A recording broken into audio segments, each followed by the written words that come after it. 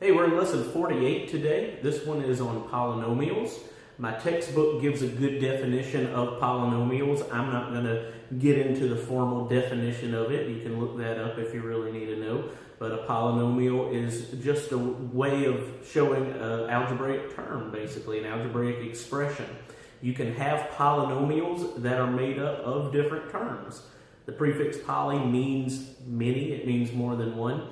So a polynomial, it can be made up of one term, it can be a monomial, it can be made up of two terms, like this one right here, that would be called a binomial, or you can have it made up of three terms, that's called a trinomial, and of course you could have even more than that. But in our lesson today, it actually talks about the addition of polynomials.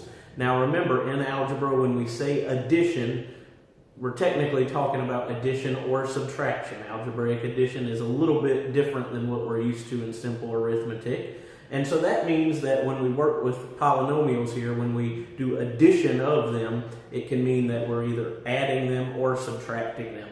The good news is this is not difficult. It's very simple. It's basically just combining like terms like we've been doing before. So it's not really anything new. It's just a little bit different way of showing the problem, but it's done exactly the same way. We combine like terms.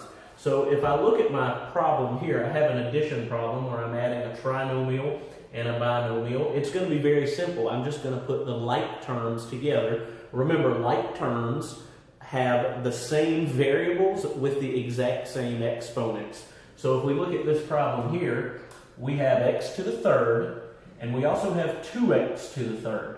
Those are like terms because they both have x to the third. And so we combine them together. We do 1x to the third plus 2x to the third, and we get 3x to the third. That's going to be part of our answer. Then we look at the other terms we have. Now, whenever we add these, in our book it always specifies that we should put our answer in what's called descending order by the variable. That just means that you put the variable with the biggest exponent first, in this case x to the third. And then the next part of your answer will be the next biggest variable's exponent. So in this case, the next biggest one would be x squared. Now in this problem, we only have one term with 3x squared. It doesn't change. We're not adding it to another term like itself. So it remains plus 3x squared. And then we would go to the next smallest term, which would be x to the first. Now, if you'll notice in my problem, there is no number there with x to the first. So we just skip that one. We go to the next one. The next one would be just the simple number with no variable with it, no x at all. So here we have positive 2, and we're adding 4 to it. That gives us an answer of positive 6. So we've answered our problem. We've combined the x to the thirds, we had x squared by itself, and then we combined the constants that had no variable. So our answer is just written like this: 3x cubed plus 3x squared plus 6. We're going to go ahead and look at another example. Remember what I said about algebraic addition? It can actually mean either adding or subtracting. So we'll look at an example where we're actually subtracting polynomials. We'll see that it's done the same way, that we're still just combining like terms. Let's go take a look at that right now.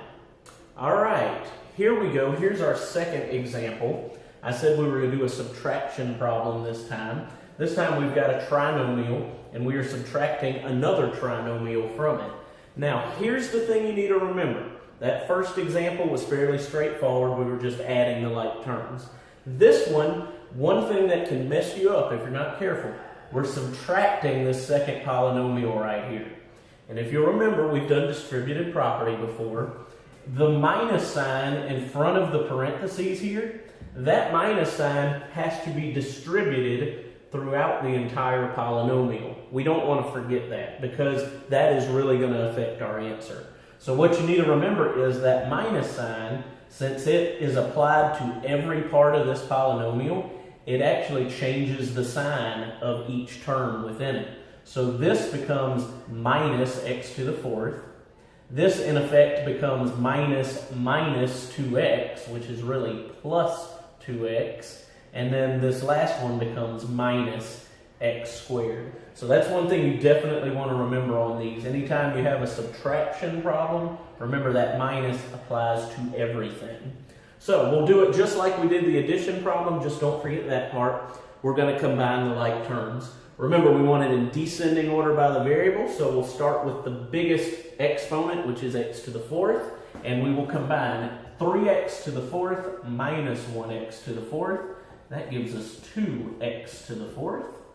And then we would go to our next highest exponent, which is x to the third. Looking at the problem, there is only one of those, but what we need to remember is the minus sign.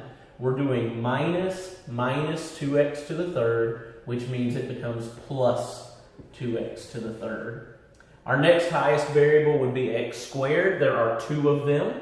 We have negative 2x squared minus x squared, minus 1x squared. So we're doing negative 2 minus 1. That gives us negative 3x squared.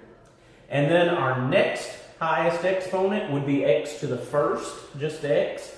But looking at the problem, there's no terms with just x, so we skip that. And our final one is right here. It's the one that's just a constant with no variable, plus 3. We're not adding it to another constant, so it remains plus 3. And there's our answer. We've subtracted and we've combined our like terms. So as you can see, adding, subtracting polynomials, it's very easy, very straightforward. It's a lot like what we've done before. So I hope this video helps out. If you have any questions or comments, please hit me up below. Let me know what's going on, and we'll try to get another one up before too long. Have a good one.